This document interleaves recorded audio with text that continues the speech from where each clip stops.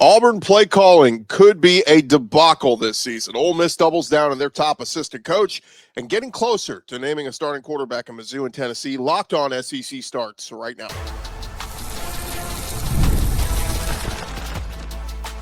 You are Locked On SEC, your daily podcast on the Southeastern Conference. Part of the Locked On Podcast Network, your team every day.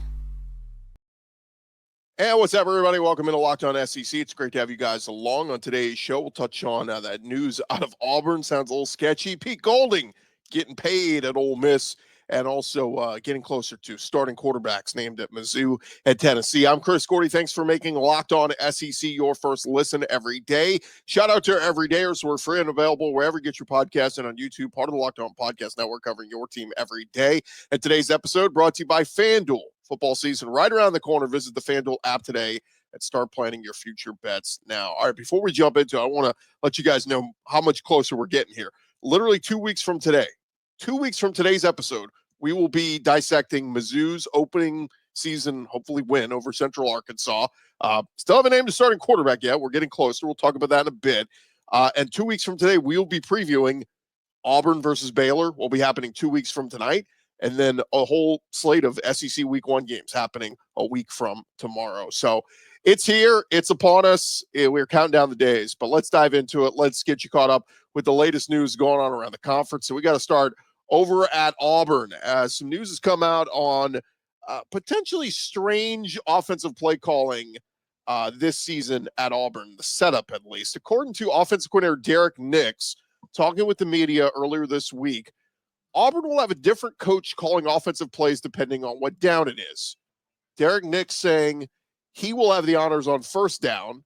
Hugh Freeze will take over play calling duties on second down. And quarterbacks coach Kent Austin will make the decision on third down. Now, they did go on to say Hugh Freeze will have autonomy to override any play call that he so chooses, but doesn't seem like the best setup. Tigers utilizing three different play callers. Again, Derek Nix, they stole him from away from Ole Miss.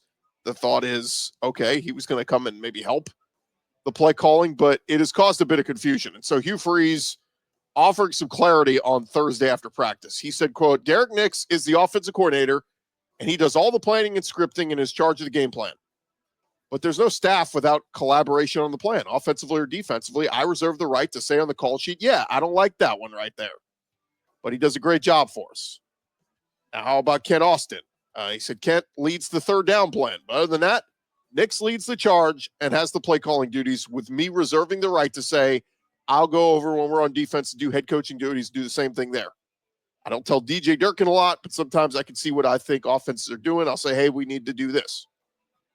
Now, Freeze has a history of being the primary play caller, of course, back in his days at Ole Miss and then at Liberty. But he says the collaborative process is based on what Derek Nix and Ken Austin suggest for first and third down scenarios. So, look, to me, this is all kind of blown up just a little bit because there's been a lot of negative storylines around Auburn this offseason, whether it's because they were, trailing in recruiting while Hugh Freeze was off golfing and all these other negative things. It's only coming up because the results have not been there on the field. They've lost, and this is year 3. This is a big year. And so all the nitpicking and poking at all this, look, if Auburn goes 10-2 this year, we're all saying he's a genius. This whole 3 play caller thing was awesome. But it's magnified a little bit because, look, the offense was not good the last 2 years with Peyton Thorne at quarterback. The hope is it's better with Jackson Arnold and all these weapons at wide receiver and whatnot. But until we get there, until we see it on the field, some people are going to be skeptical. And so thus why Hugh Freeze and many are poking fun. And look, Ole Miss head coach Lane Kiffin was one of them. He took a jab at Auburn's play calling report, retweeting it and saying, does a fourth coach call downs on fourth down? Again, Nix told reporters that Freeze will have the right to overrule any call that he or Kent Austin makes. By the way, for giggles, Ole Miss and Auburn will not play this season. They both last met in 2023. But Hugh Freeze is hoping that his new quarterback, Jackson Arnold, is the answer. And There was an exchange between Freeze and Arnold during practice on Thursday, and a video was making its rounds on social media showing Hugh Freeze yelling at Jackson Arnold in frustration after a drill, saying, "God almighty, man, it ain't that dang hard." Freeze can be heard telling Arnold after slamming his visor to the ground. Freeze was asked by reporters after practice about the moment. He said, "Did you catch me throwing my visor? Yeah, I've got to calm down sometimes with the quarterbacks." But he noted, when we have the right thing called, the expectation, and I think it's a reasonable one, is we execute it. Now, if we haven't coached it well enough when we get in there, maybe that's the case. I'll ask the quarterback staff, what do we tell them? Because we've got him wide open and we don't throw the touchdown, and that's frustrating as heck.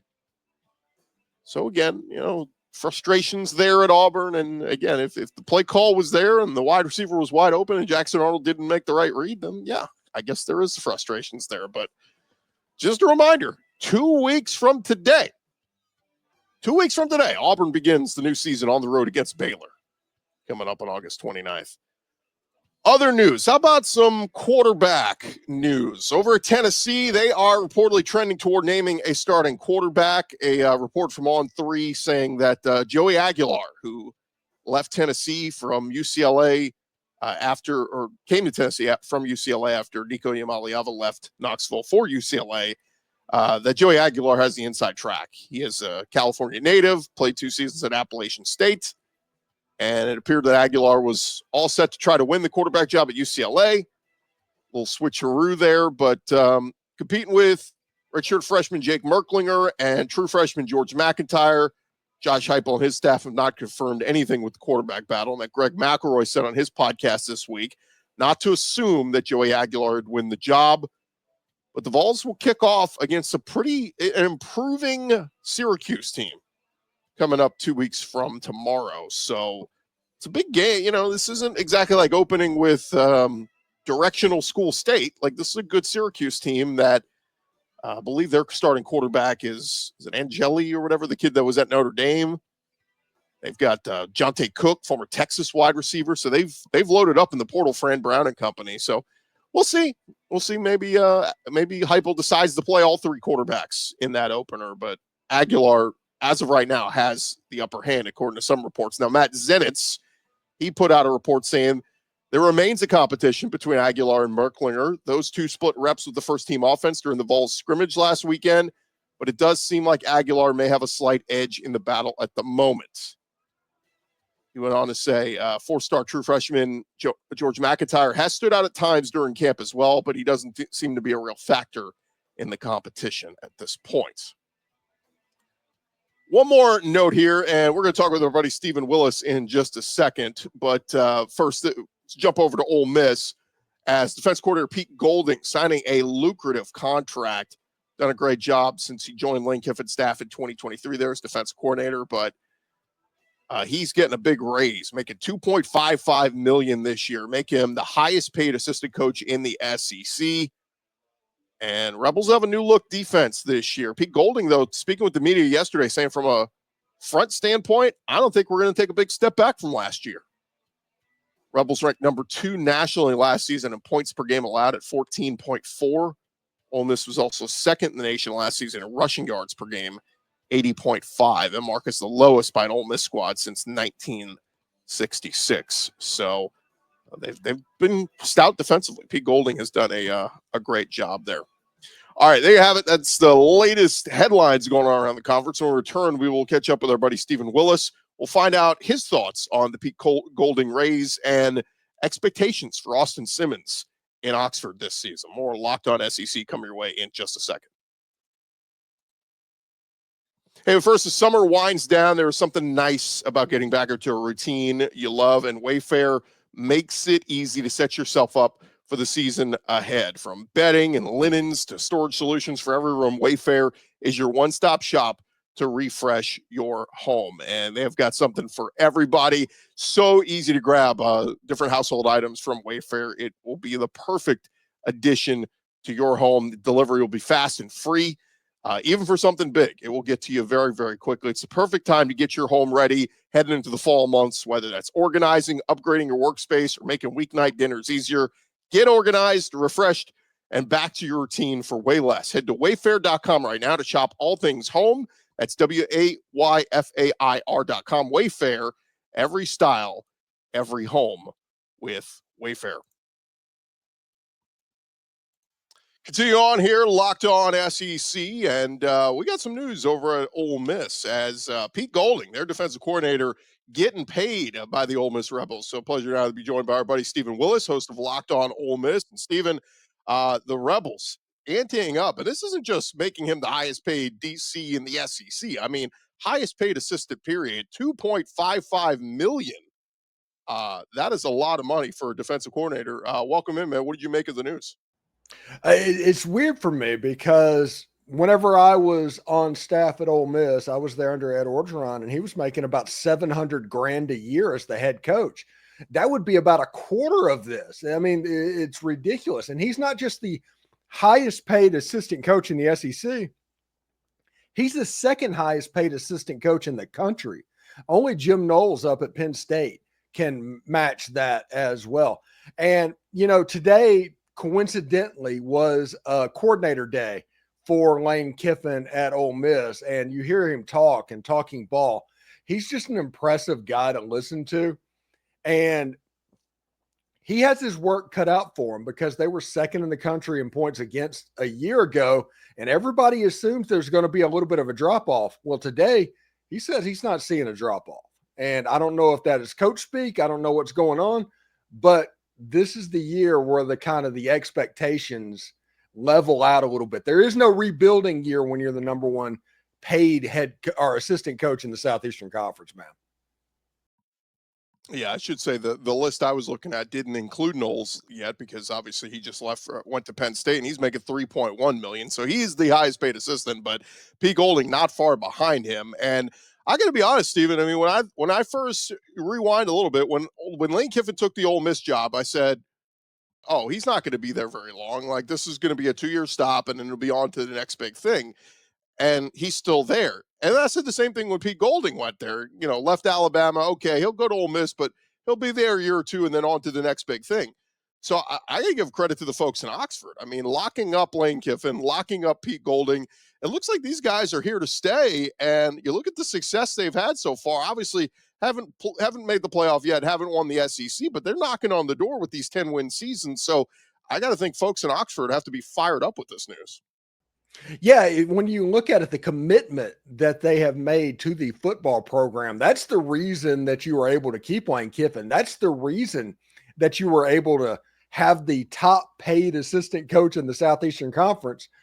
That commitment is why they're winning 10 games a year. That commitment is why the portal king is a thing. It's why high school recruiting is raising up. And it feels like, honestly, Chris, it feels like Clemson in the early 2010s. That is what this program feels like right now. Yeah, and you look at what Golding's getting, $2.6 million next year and $2.7 million the year after. I mean, it is, he can make another $50,000 if they win the SEC championship game. I mean, a lot of incentive bonuses in here. But to your point, look, I thought did a fantastic job last year, all things considered, all those big pieces they brought in through the portal. But now you lose a lot of those pieces. I think now is where Pete Golding really earns his paycheck because, you got some portal pieces. You've recruited well, but this defense is going to have a lot of catching up to do from what last year's defense did. Yeah, Pete Golding, when he met the media today, talked about that. And he said that it helps that there are people that are aware of our standard, what we expect, and they're good enough to do the job in the defense. Honestly, he was comparing some players with some Alabama names and what they got going on the defensive side of the football. And I'm telling you, Pete's confident about these guys, especially the front seven of this team. He actually described Prince Will as a little bit better version, more polished version than Princely. And I don't know if I believe that, but it's something that you're excited to hear about because Princely was just a beast a year ago. If Prince Will can provide any of that, you'd be happy. But I think they have found system fits, people that love football. Pete Golding talked about his strategy in the transfer portal, and he's talked like he feels pretty good about that unit, even the back end. I think the other part of it, though, is Stephen on the other side of all the pieces you lose on offense, and you got to be excited about a lot of the portal pieces. Deshaun Stripling at wide receiver among them, but all eyes are on Austin Simmons and how good he can be. And I've heard a couple folks in the know say, look, they think Austin Simmons will be pretty good this year, but they think 2026 is the year that he's really going to take off. But to me, you really can't put those measurements on somebody until you see him out there, because we've seen so many kids get thrown into the fire. I mean, I think in a perfect world last year, Florida thought, oh, it's going to be Graham Mertz all year and DJ Lagway will be our guy down the road. Well, he gets thrown in there and, performs well.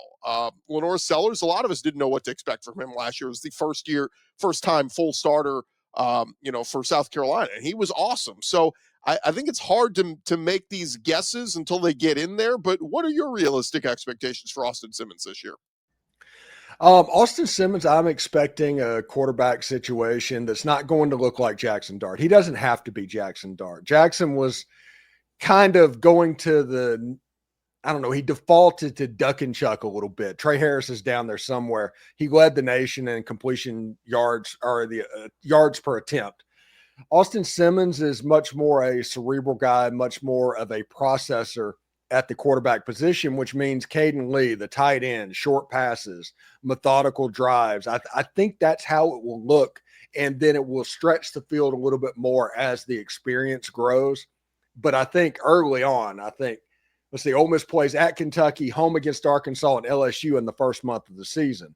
After that month, we'll know exactly what we have with Austin Simmons.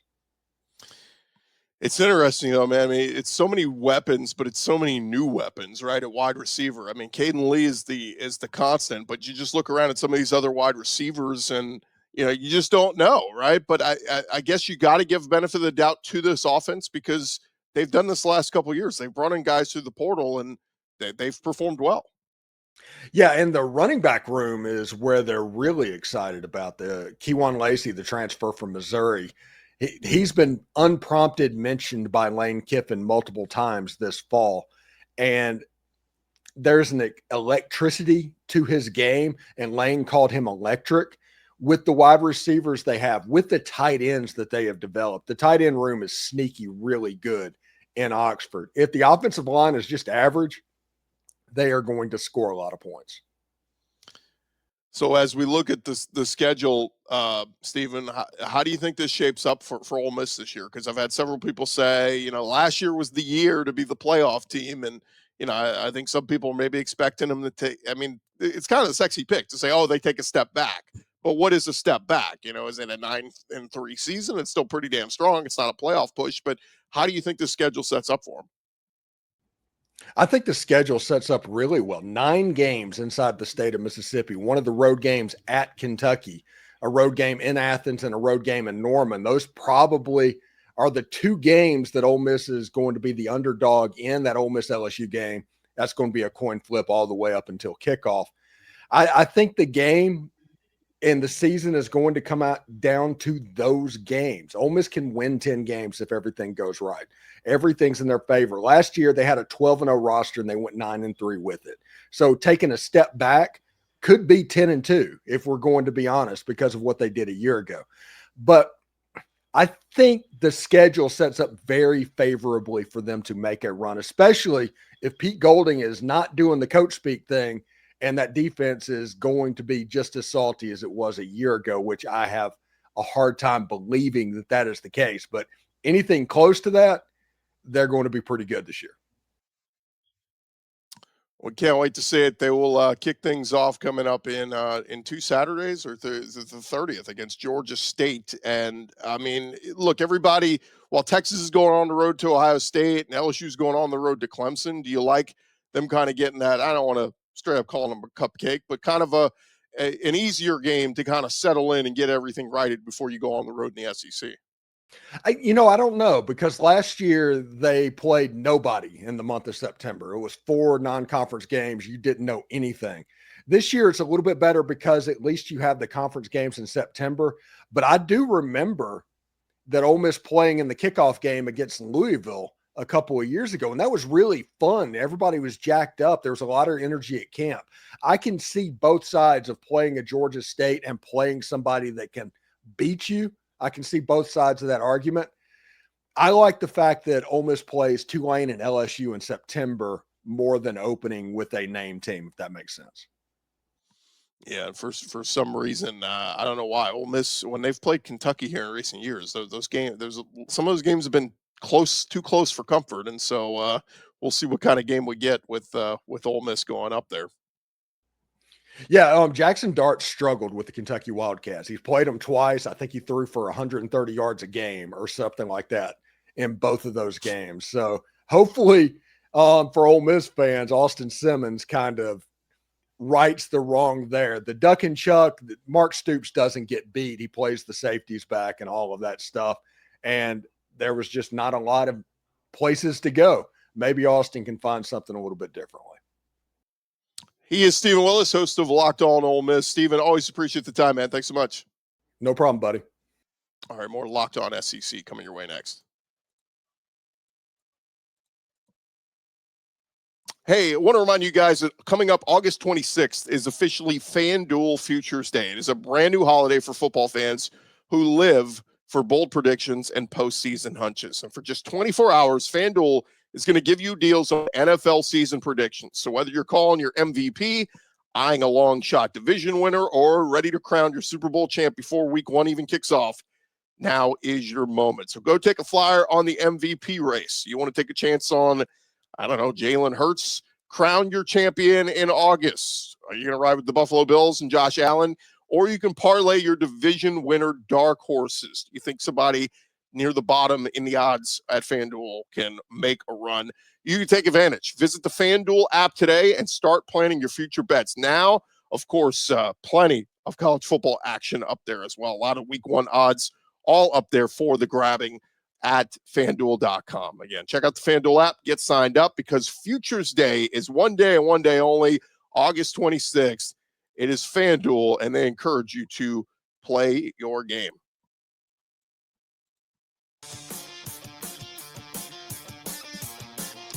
All right, rolling along here, Locked On SEC here. Thanks to Stephen Willis for joining us. Just a couple more college SEC tidbits before we get out of here. And we got to head over to Mizzou as Eli Drinkwitz was on with Paul Feinbaum yesterday. And look, he had a nice reaction to Mizzou being ranked outside the top 25. Mizzou entering the season unranked despite them leading the SEC, leading the way with 10 teams in the poll. Mizzou is not one of them.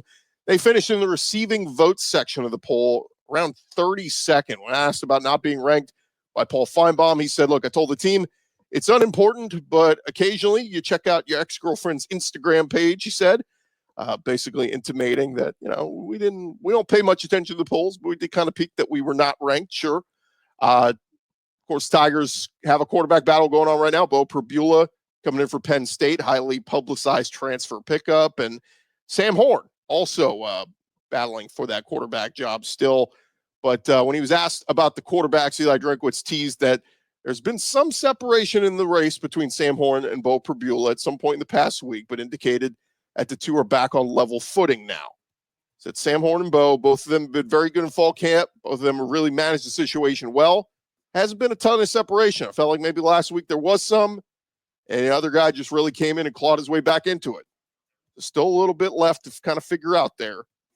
Now, who was it that briefly took the lead? Eli Drinkwitz did not give an answer. But again, Mizzou will face Central Arkansas in less than 2 weeks, August 28th in Como. That will be on SEC Network. So going to be a lot of fun to see. Look, I wouldn't be surprised if he plays both guys, right? I mean, you could give Bo Perbula the first half, give Sam Horn the second half if it really is still, you know, quarterback battle. But I'd expect he's going to name a starter sometime next week ahead of that game. I mean, you go into game week and you got to start game plan and all. I mean, you need one guy to take the majority of the reps when you're running your game plan, but we'll see what they decide to do. Meanwhile, over at Mizzou, we know at OU, Oklahoma, the John Mateer sports gambling controversy, been a hot button topic this week. But Pete Thamel going on the Pat McAfee show on Thursday, and he was asked about what do you think is going to happen here with the investigation into the 2022 Venmo transactions into sports gambling. Pete Thamel saying, my hunch at this juncture is this kind of fizzles out. And 2 months from now, we're going to be like, hey, remember that day when John Mateer did that dumb thing on Venmo? And we're going to move on. That's my understanding regarding where this thing is trending right now. Of course, John Mateer posted to social media, vehemently denied sports betting when he was at Washington State. So Oklahoma Athletic Department released a statement also saying they don't have any knowledge of an investigation or blah, blah, blah. So Pete Thamel may be right. This one may die a very quick death, and we'll move on. Lastly, over at Mississippi State, they will have a very clean look for one of their games coming up this season. In a video shared on Thursday, Mississippi State revealed they will wear a whiteout uniform combination in their SEC home opener against Tennessee. It'll be white pants, white tops, and a white helmet with the MSU logo, honoring the 2000 Snow Bowl win over Texas A&M in the Independence Bowl. Mississippi State looking to bounce back from a tough season last year. They did lose 33-14 at Tennessee as part of a 3-game losing streak, but they'll begin the season with an in-state road game at Southern Miss coming up 2 weeks from this Saturday. Mississippi State leads the all-time series 18-12-1.